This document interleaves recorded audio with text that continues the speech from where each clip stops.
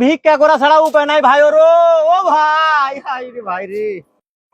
সালামু আলাইকুম ভাই। ওয়ালাইকুম আসসালাম ভাই। ভাই দিনকাল কেমন যাচ্ছে আপনাদের? খুব খারাপ যাচ্ছে ভাই, পানের দাম নাই ভাইও। পানের দাম নাই কেন? দাম নাই কেন কি করিচ্ছেন আপনারা? সাংবাদিক মানুষ বুঝতে পারছেন না, সরকার একটু জানা দেন, পানের দাম বাড়া দিক। আমরা তো প্রতিনিয়ত ভিডিও করে তো অবশ্যই দিচ্ছি ভাই, কিন্তু তো এটা যদি সরকার যদি এখন না দেখে তাহলে আমাদের করণীয় কি বলেন? করণীয় কি এখন?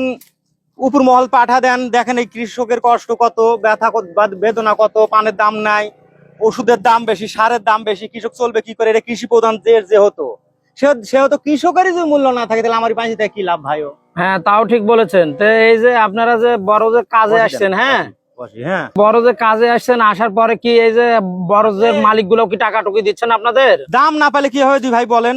পানের দাম নাই, দাম না পেলে কি হয় দুই কন? মানে দিচ্ছে টাকা, দিব না বললে ভুল হবে। ধীরে আস্তে আস্তে ধীরে দিনে দিনে দিচ্ছে, পান বেশি দিচ্ছে, হয়তো কিছু দিয়ে অন্য জিনিসপাতি বেশি টাকা দিচ্ছে, কিন্তু আগে যেভাবে দিত জি পরের সঙ্গে সঙ্গে কাজ করা শেষ, টাকা দিয়ে দিচ্ছে সঙ্গে সঙ্গে, কিন্তু এখন এভাবে দিতে পারতেছে না ভাই।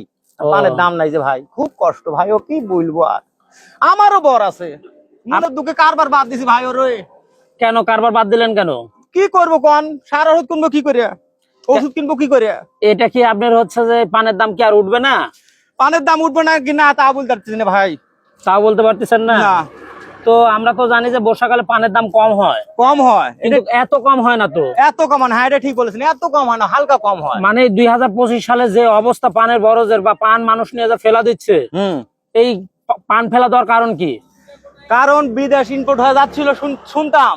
আমরা তো পেট খাটা মানুষ, কৃষক মানুষ, আমরা তো বাইরে যাইতাম না, শুনতাম। এখন এই দেশের গন্ডলের কারণে ওটি ইম্পোর্ট বন্ধ। ইম্পোর্ট বন্ধ বন্ধ। তো এই ইম্পোর্ট আবার দেখা যাচ্ছে যে আবার যদি ইম্পোর্টটা যদি খুলে যায় বা বাইরে যদি পান টানে তাহলে তো আপনাদের আবার কপাল খুলে গেল। কপাল খুলে গেল, আর যদি বন্ধ থাকে তাহলে কপাল আরো পুড়ে গেল। পুড়ে গেল। পুড়ে গেল তো গান বলে না, কপাল পোড়া দুঃখী আমি একজনা। এরপর ভিক্ষা করা ছাড়া উপায় নাই ভাই। ওর ও ভাই, হাই রে ভাই রে। ভাই এত কষ্ট আপনাদের, আসলে আমি আপনাদের কাছে না আসলে বুঝতে পারতাম না যে আসলে আপনাদের কষ্টগুলো কোথায় লুকিয়ে আছে। লুকিয়ে আছে।